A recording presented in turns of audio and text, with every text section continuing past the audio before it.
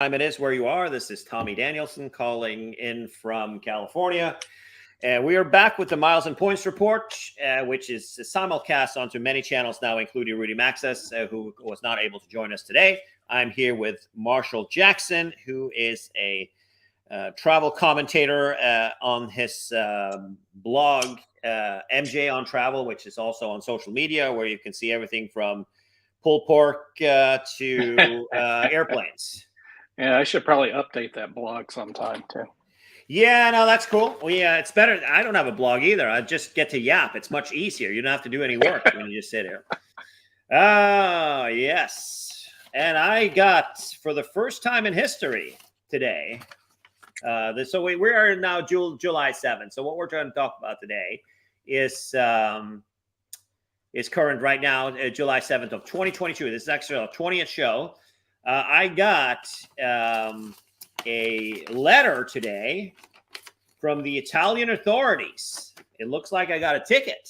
Nice. And this is new. I've never had that happen before. I got a ticket so this is a ticket that I shouldn't have gotten. We drove into Bellagio back in 2019 to do a tour of a hotel there. And the hotel told us, yeah, come in front, park right in front of us. We have a parking space here. But when you drive in there, they have to tell the city that you're parking there, and they didn't. So I got a $70, and I was like, I contacted the hotel. They were going to contact the city, and here, I'm in speeding tickets, but here's actually a collection agency. The Collection Bureau of America is a debt collector. So I guess I'm going to have to pay attention to it, not throw it in the trash anymore. That's I guess so. Yeah, so July, we've talked a lot this week also on Travel Minutes with Rudy about travel disruption, how difficult it is, flights are delayed, not enough staffing, some of the industry not willing to hire back just yet. They want to play it by ear and things like that. So we're not going to talk anything about that today. I think the only thing we're going to talk about today that's kind of touches a little bit on that is legislation, lack of legislation for keeping airlines responsible for delays and cancellations here in the U.S. And they've done a pretty decent job with that in Europe, haven't they? I think most people would think so. But it's a little different here in the good old USA, Yeah. One could debate the finer points of whether some of the EU rules would incentivize operators to fly flights they shouldn't fly. I think I remember some chit chat about that when that was first going on. I don't know. It seems to have worked out okay to me. Right. Yeah, so what it pretty much the EU 261 entails is that if you are delayed, so there are some things that are included. If there's weather, there's nothing you can do about it. If there are acts of God, there's nothing you can do about it. So you won't get any compensation then. But if the airplanes break, if they don't have staff, all that kind of stuff, then they have to pay up. And it varies between 200 euros and 600 euros, how much the compensation based on how long the delay is and then based on how long your flight is. So if you travel from Europe, even on an American carrier, you will get some sort of compensation if their operation stinks. So our boy Bernie Sanders, he's got razzling his sables today. This is more of a fun thing. I mean, Matthew Clint wrote about this week from Live and Let's Fly, and it's been covered extensively. He wants to fine airlines $55,000 per passenger if they're not sufficiently staffed and ready to get people around the country. Seems a little bit over the top. A tad. So if you have a 777 full, it's a little bit shy of $20 million for a flight cancellation. So obviously that's, substantial. Yeah, I suppose you could argue that's an incentive not to cancel the flight, but if you don't have any crews to operate it, what are you going to do? you know, it's somebody gets sick and you're on it, you know, it happens. It's not that often that it happens, but say, for example, here in Sacramento, if American Airlines had a flight going here, and overnight, the folks who are going to fly the plane in the morning gets food poisoning and ends up, you know, whatever.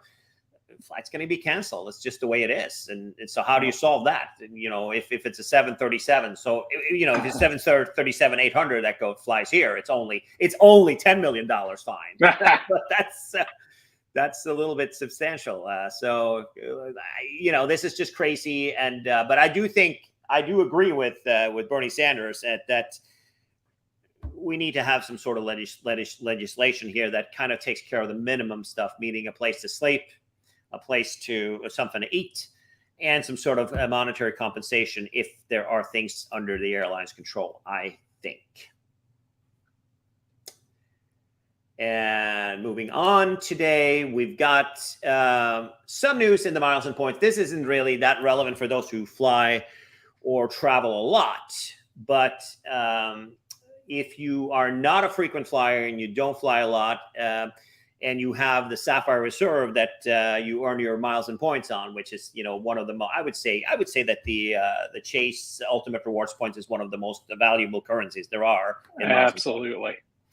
Yeah, it's very flexible. You can transfer it to tons of 16, 17 airlines, hotel chains. You can transfer it to Marriott. You can transfer your points to Hyatt, et cetera, et cetera. So they have added the Sapphire Reserve is the top tier card they have. So when you have the Sapphire Reserve now, you automatically get Marriott Bonvoy Gold Status. And Gold Status is a lower tier. It means that it's, what is it, 25 points a night?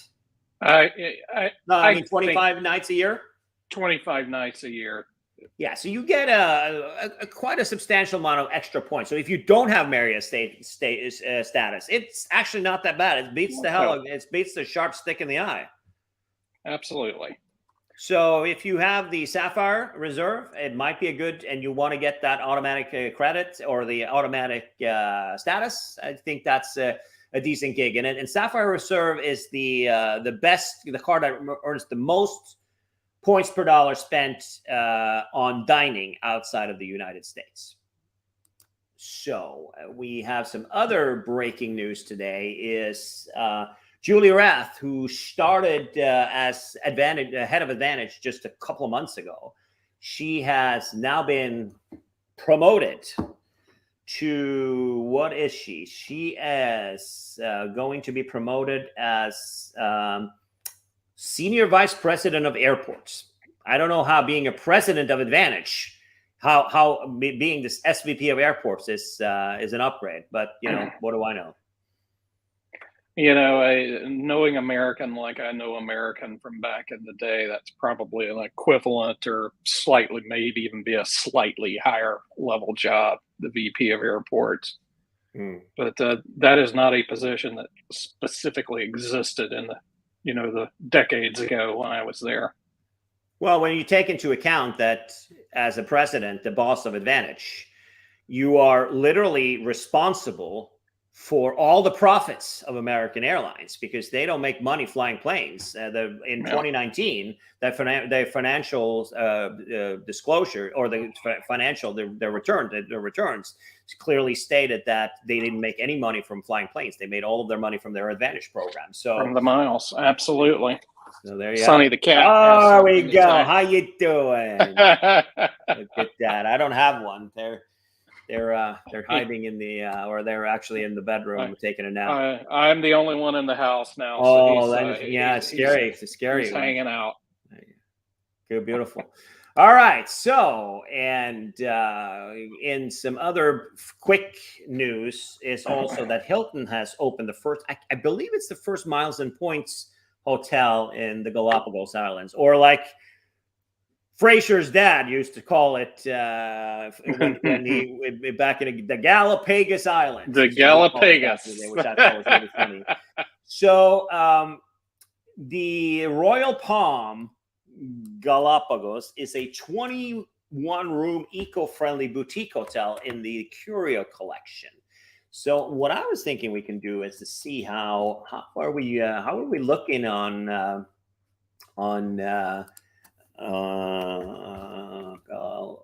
Galapagos province. How are we looking to say if we want to go a couple of days in September? No hotels. It said that it opened. Oh, there we go. $317. Use points. 134,000 points. Uchi mama. For the first night. Yeah, just one night. That's. I think so. They have. It's a premium reward. Maybe if we move the stay down the road for a little bit and do, say, sometime in January, and see what that happens with that.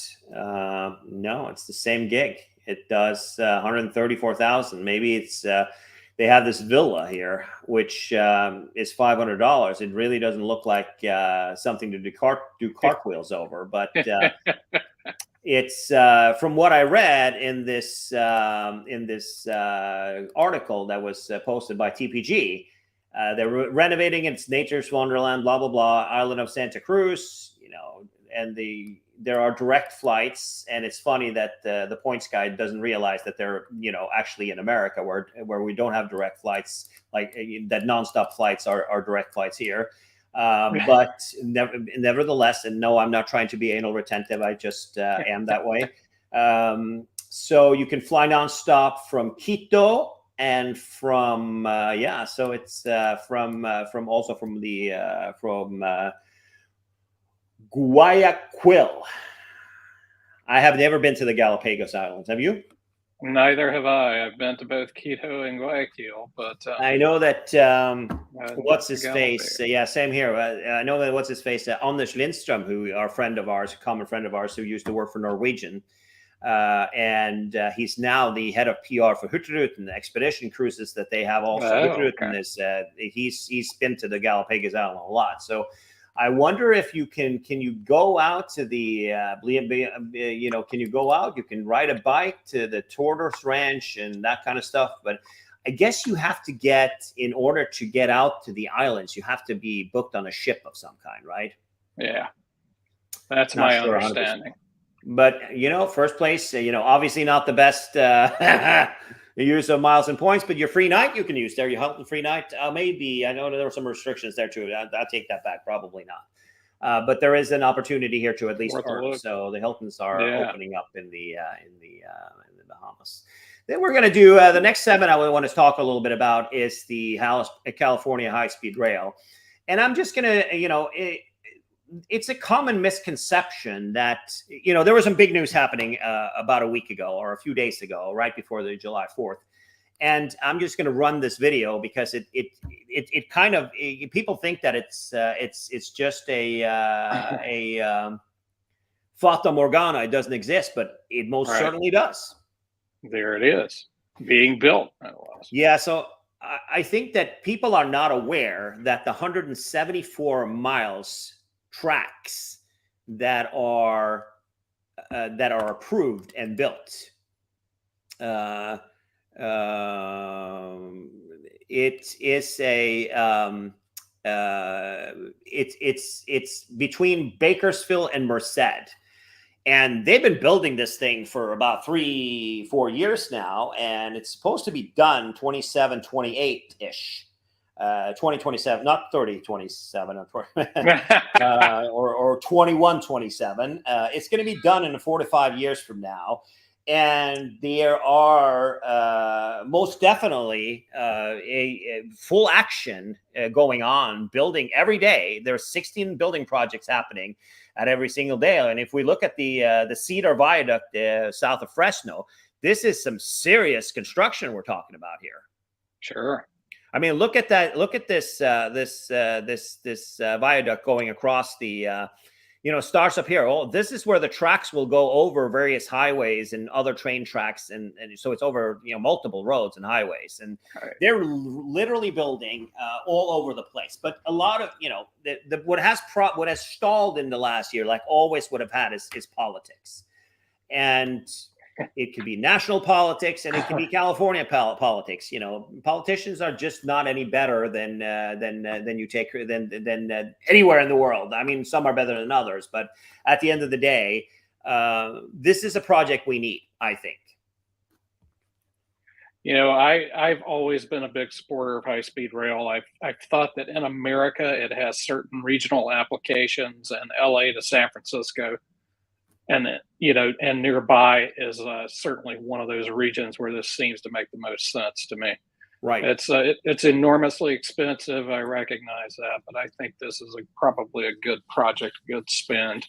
There are probably a few other markets outside of New York or DC, New York, Boston, that would work for high-speed rail in America if we can kind of muster the will to get them built. I see Jeff Casey, our friend Jeff Casey, our lifelong friend who's been up he's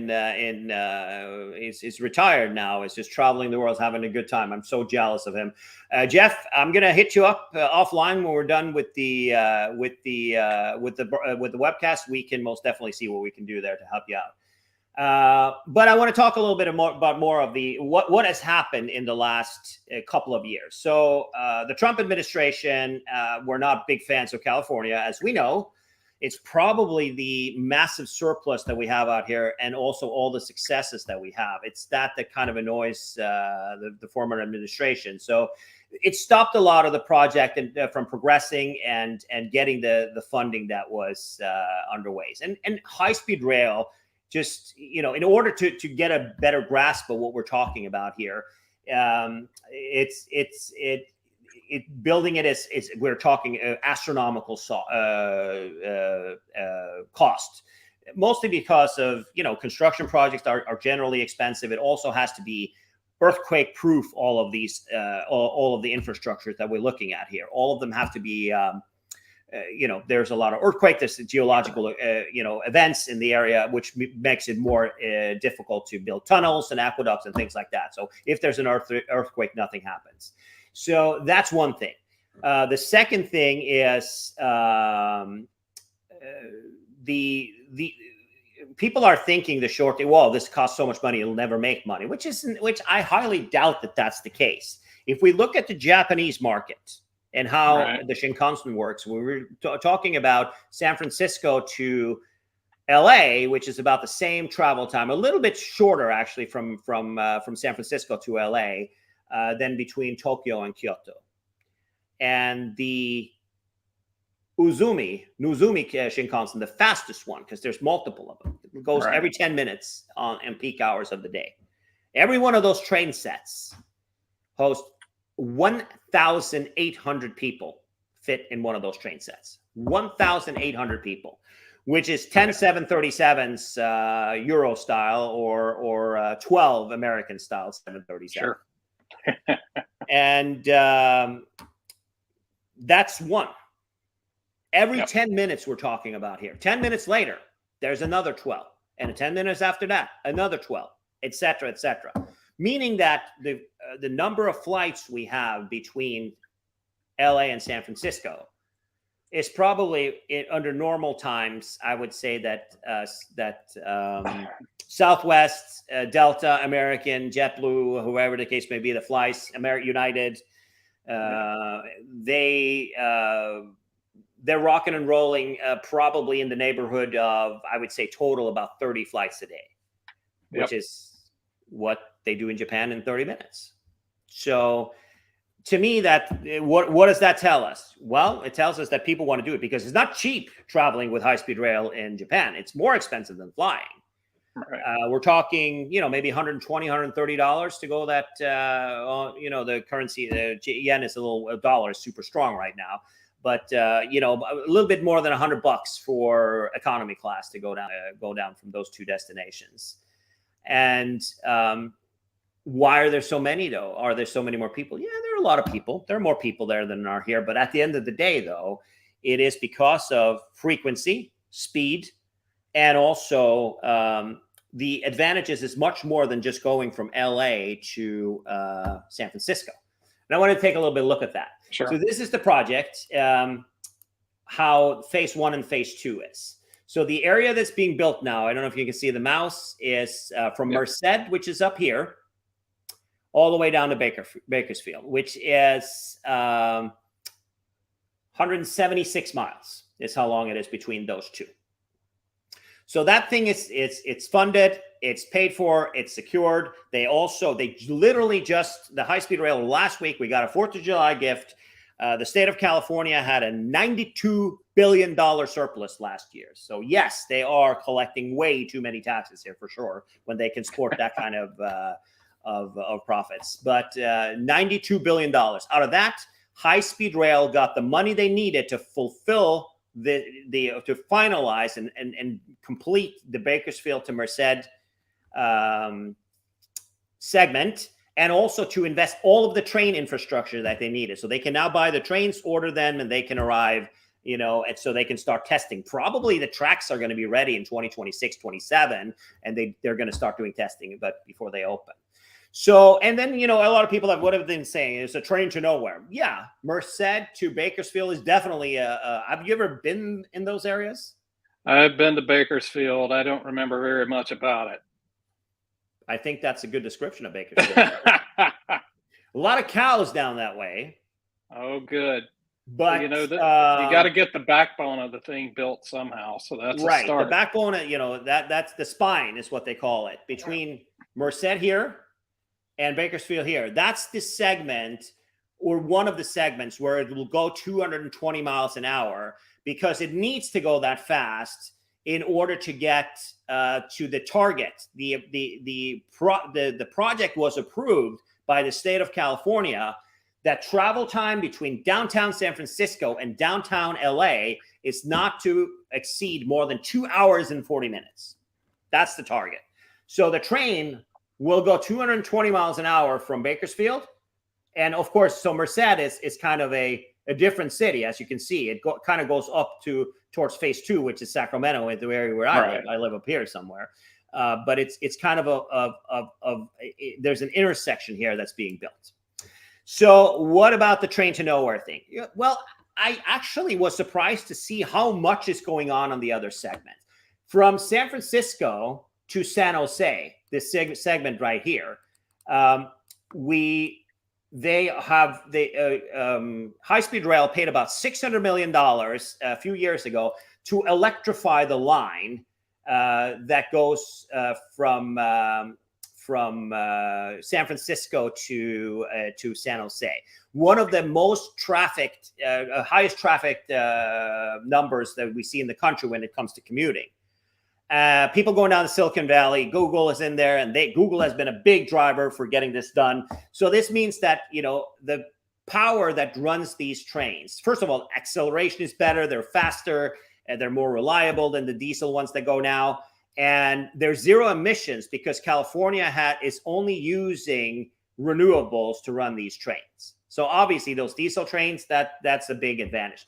Sure. This is done. They're just doing testing now. They've gotten their trains. So the trains that you see here are the double-decker Siemens trains that was delivered. They're made here in the U.S. They're German trains, but they have manufacturing here in the U.S. where they put them together. And sure. That's opening next year, end of 2023.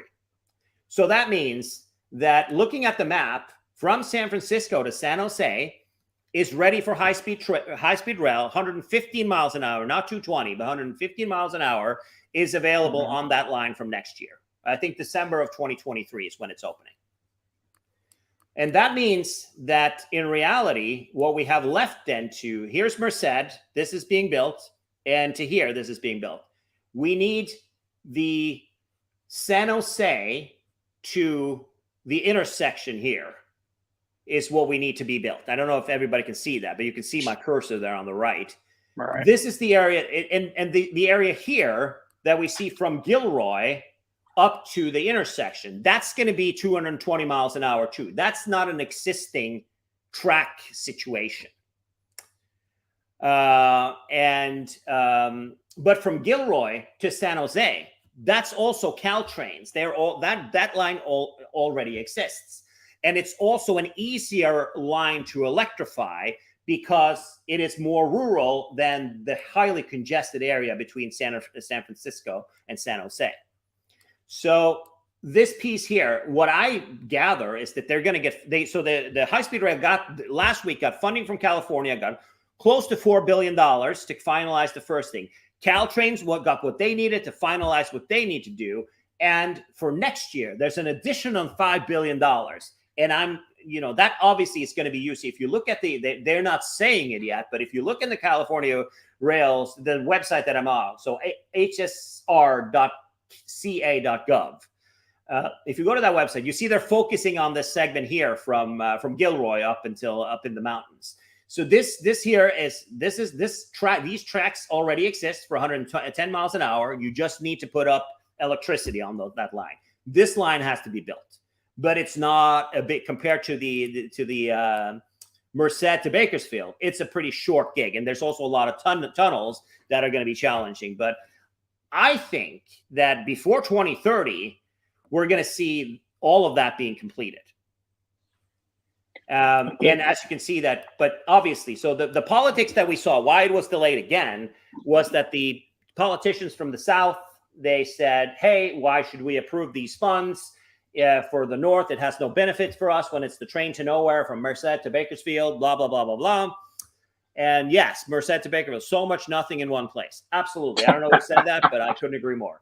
But we still have to get through the fields there. So at the end of the day, it's I feel optimistic about it. I see there's another hurdle in the northern part of it, which is those who've been to San Francisco.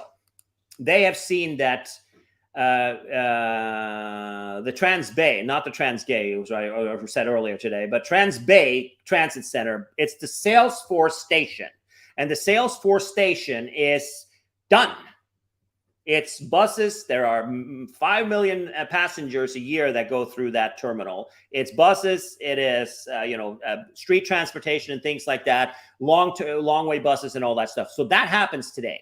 And in the basement, there are tracks, high-speed tracks, but it doesn't go anywhere. So I don't know if you can't see it. I'm zoomed all the way in. There is an extension, a small tunnel that's going to cost a couple of $1 billion to. Of course it is. Pardon? I said, of course it is. Yeah, so I'm going to look at that, see if I can look it up and find. I had a window. I must have closed it.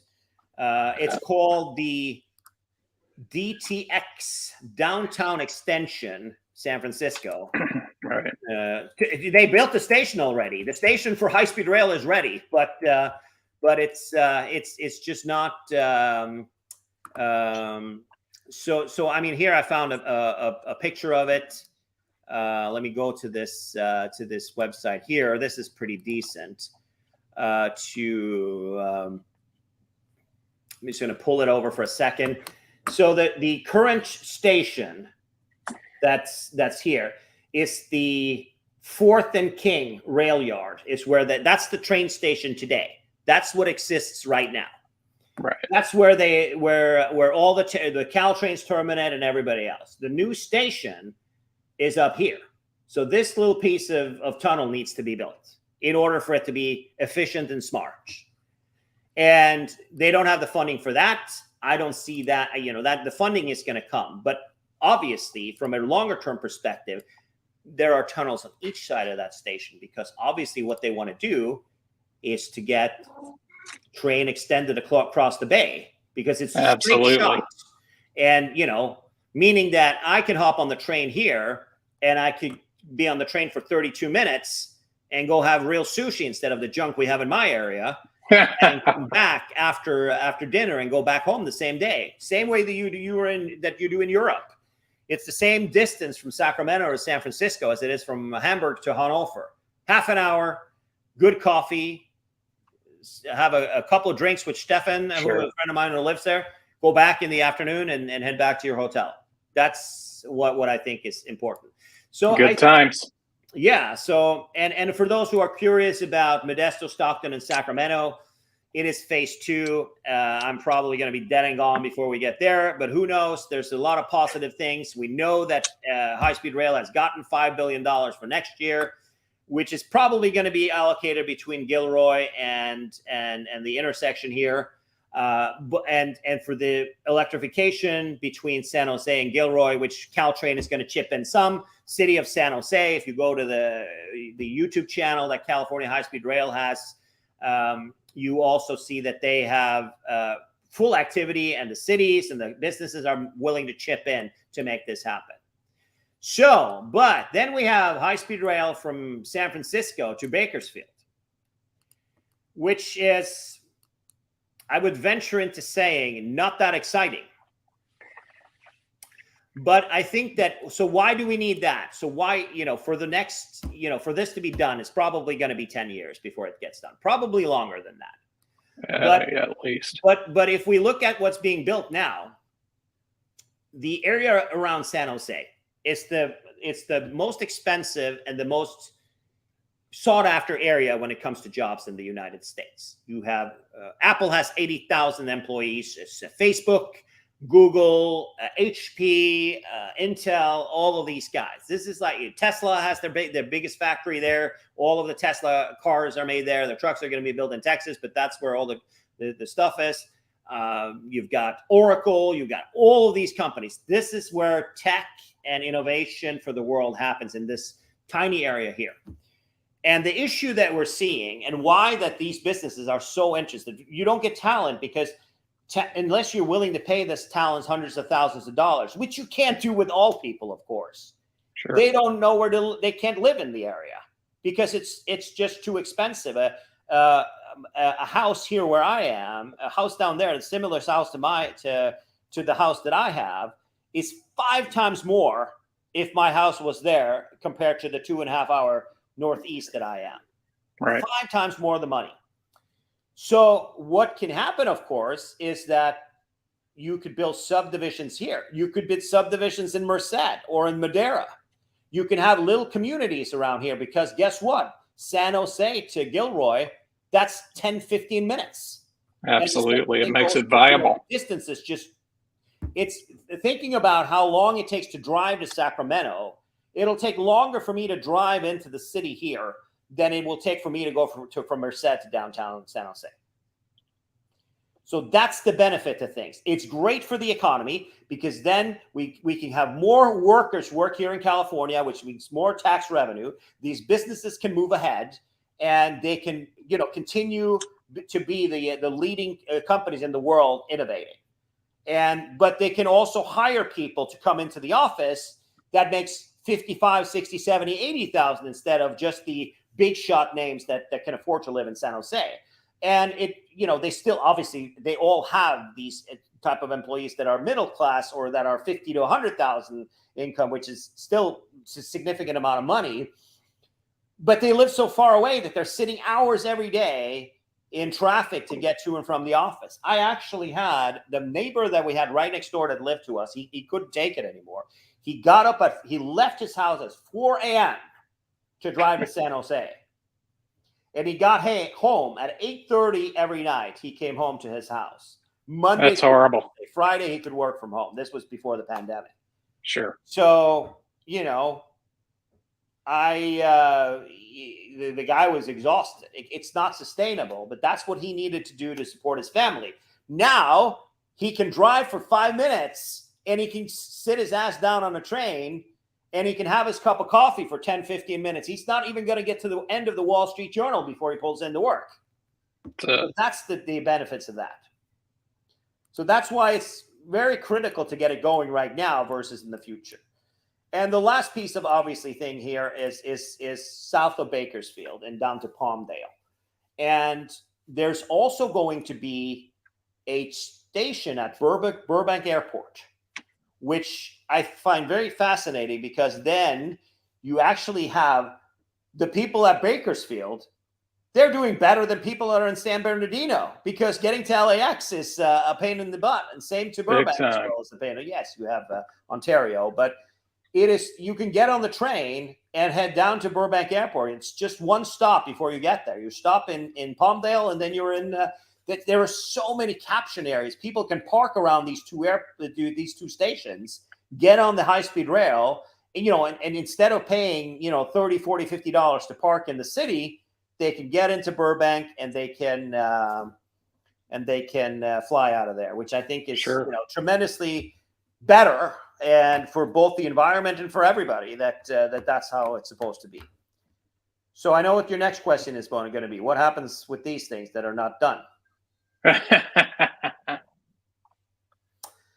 don't know. I think that they are working simultaneously, but I do think that it's more important to connect the northern part because of the Caltrain electrification that's already happened between San Francisco and San Jose, which means that you are done. You can, even without that $2 billion little tunnel that takes about 5 minutes to walk, you're done.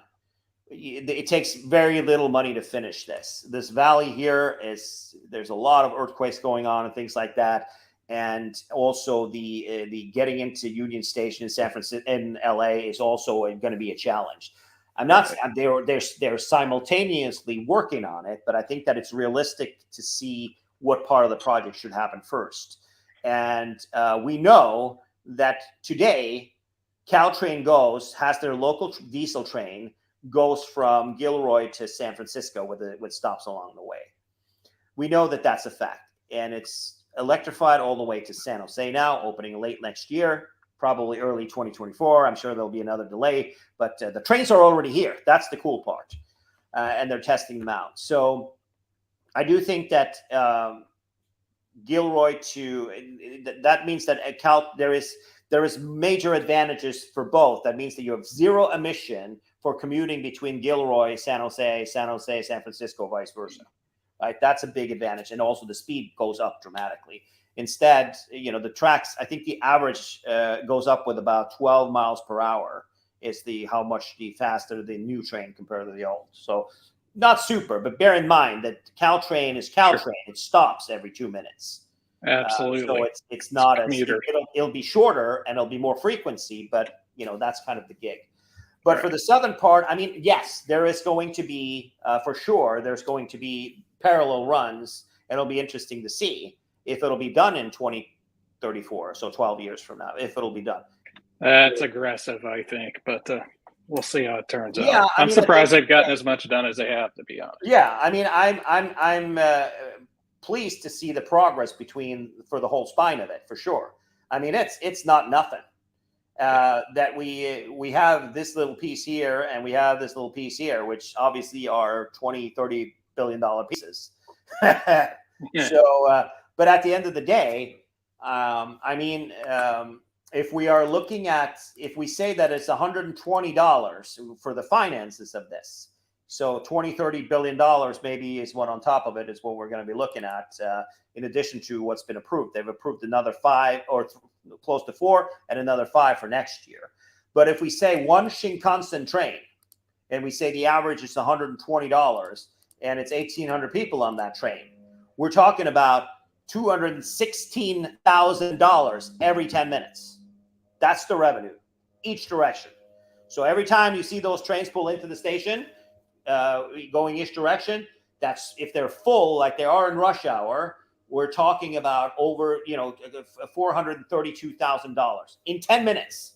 That's what we're talking about here. So it's not chicken shoot money we're talking about. It's real cash.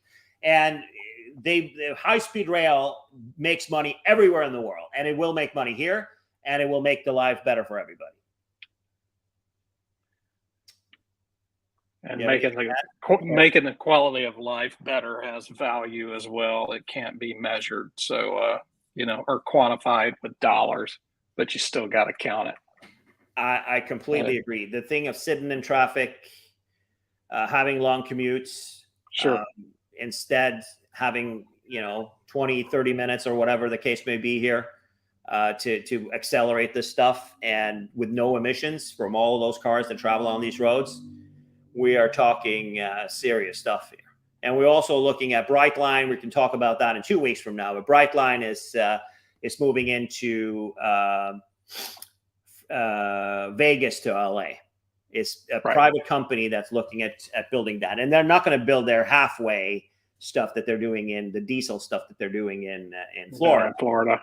They are going to do electric and high speed, and the access to power is going to be in the Mojave Desert, where they're going to have massive solar plants that are going to be running these trains. So the solar is going to run this stuff.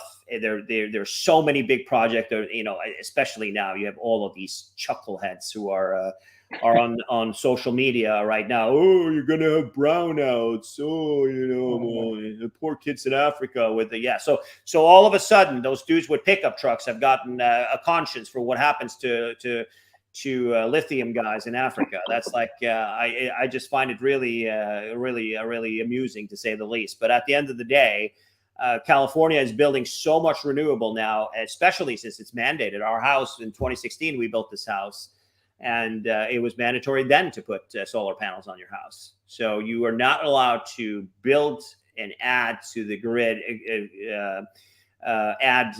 more than X amount to the grid, to the grid here in California, which, and I'm not going to lie to you. It's a lot of, I like traveling by train. I like the convenience. I love, coming into Heathrow, and I don't like, nobody likes Heathrow, but getting on the train and it taking 14 minutes from Terminal 3 to downtown to Paddington is, it's a good deal. It's phenomenal. You could either do that, or like back in the day, it's an hour and 20 minutes in a taxi, or now an Uber. That's I'm not going to lie to you. It's pretty exciting, to say the least. I wish we could do that from downtown DC to Dulles. Isn't it open there now? The metro line will be open. I'm going to say next year at some point. Hasn't it been done for like 3 years already? No, well, it's extended partway out past Tyson's. I forget where it ends now, but the rest of the line all the way out to Dulles, I will be open next year. Last I heard, it could have been delayed again. I haven't checked lately.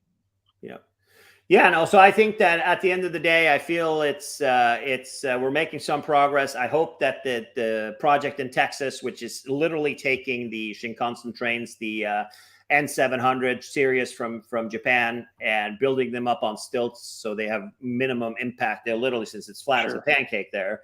I hope that moves ahead, and if it does, it'll be done before us, because it's very much easier to build in Texas. So meaning that the phase one is downtown Houston to downtown Dallas in the same amount of times it takes to fly, almost, when it comes to getting to and from the airport. Actually faster than flying, because of the time to the airport and the proximity of the airports, which I think would be really cool. We'll cover that in a couple of weeks, if at all possible.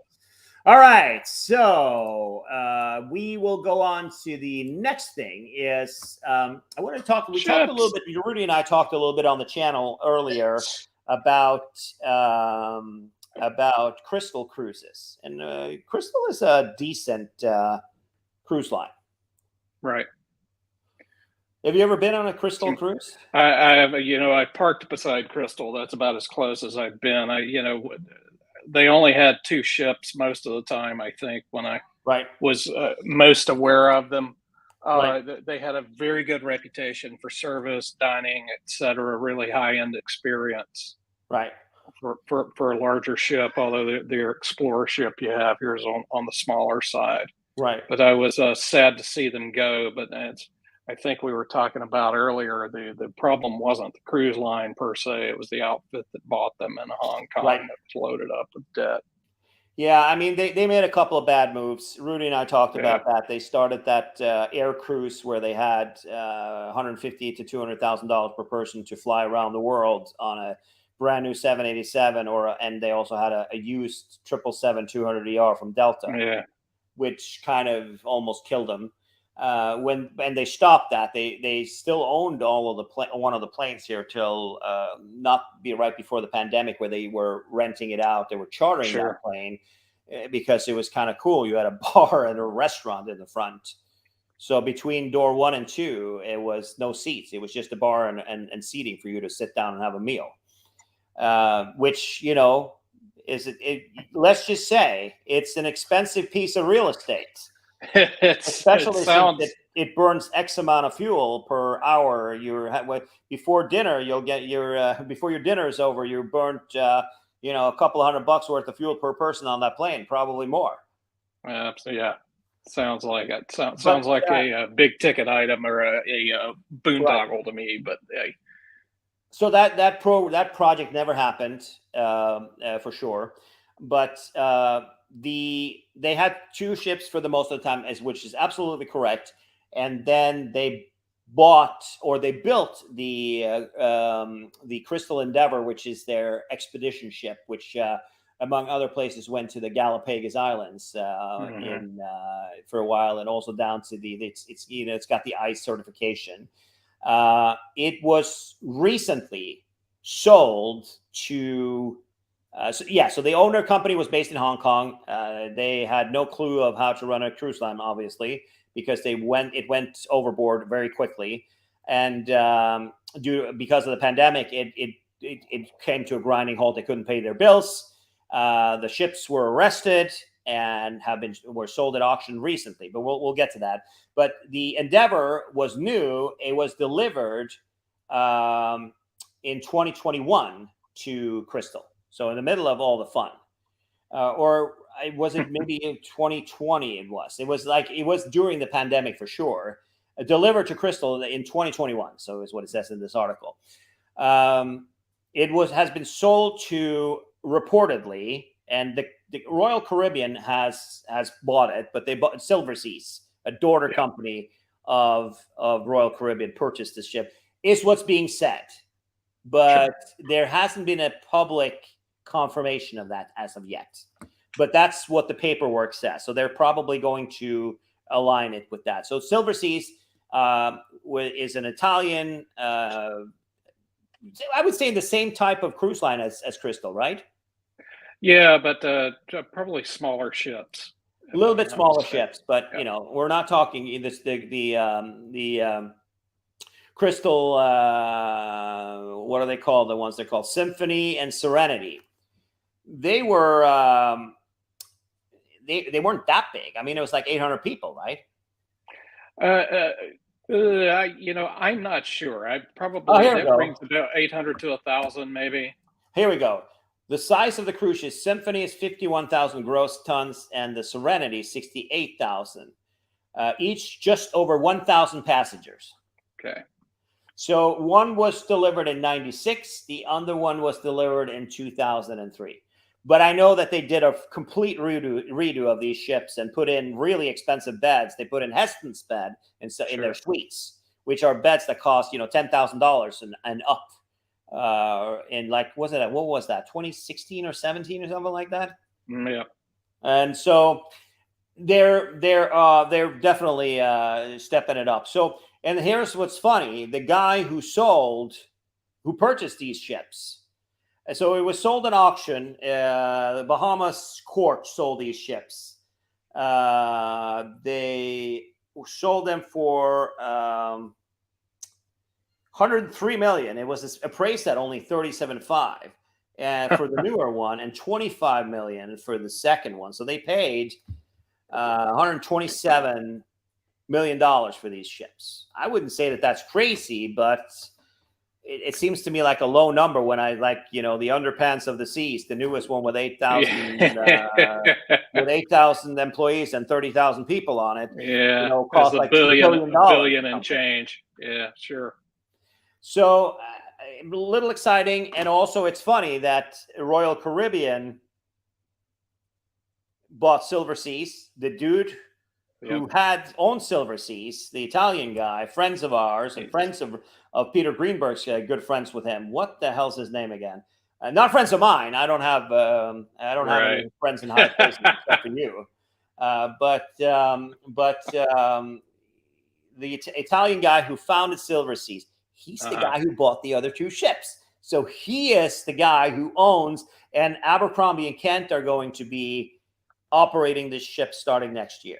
That's like full circle. So he sold Silver Seas for $2 billion. So he's got to spend his money on something. So and he then might as well buy these 2 bought, ships. 2 million Ferraris, and then he spent $126 million on buying these 2 ships and starting up a competing cruise line again. Yep. I think that's cool. Well, it's going to be run under the name Crystal Cruises, and it's going to be, but it's owned and distributed by Abercrombie and Kent. That's interesting, and I hadn't heard that until you mentioned it earlier when we were chatting. Yeah, that Crystal is coming back. Yeah, I think that's exciting. I think that it's a great cruise line to try out. Maybe we should try them next. I mean, we got a cruise booked, and I do too in August. August, yeah. Where are you going? Not to the Bahamas. Yeah, just the Bahamas, Nassau and Coco Cay. We're doing a short 4-nighter. We're doing June next year. We're doing Alaska. Oh, cool! Good for you. Start up in I don't know what it's the boss of the household is taking care of the logistics here, but I think it's like outside of Anchorage, like south on the water there. Yeah. And then it goes down ends up in Vancouver. It stops, all the nice places. That's there. Cool. Where Jamie was for 15 minutes on his milk run here last weekend. Super. That's good. You'll enjoy the Alaska cruise. I bet that I will. I will enjoy it, very much for sure. It's my first cruise since before that guy sneezed. Oh, yeah. Since the COVID. The COVID, yes. And that's a wrap. That's all I had for this week. Did you have anything that you've read in the last few days you wanted to talk about? I have been so wrapped up in work, and, I wish I could talk about some of my work things because I think that people would find them interesting. But, the certain model of airplane issue that I've been working on for a long time, it seems like. Lots of stuff going on. But looking forward to getting back on the road a little bit on business in the next 3 to 4 weeks. I have been out on the road some, and it's a different beast out there now. So pack your patience. Well, I just, that's why you have so many cats, because you can talk to Buddy about all of those things that you've been working on. Absolutely. Buddy loves hearing about it. You can't talk with anybody else. Right? Okay, well, there we have it. That is the Miles and Points Report simulcast to Rudy Max's World, Rudy Max's Tours, and also to the various FT Events channels. I thank you all for joining. Thank you so much, Marshall. I feel like I talked a lot more than you did. You did extra much today, so I think I need to get something to drink, but I'll see you hopefully in a couple of weeks. In 2 weeks, and I'll find something to talk about between now and then. Well, giddy up, as they say, up in the mountains of Colorado. And thank you all for joining us. Bye-bye.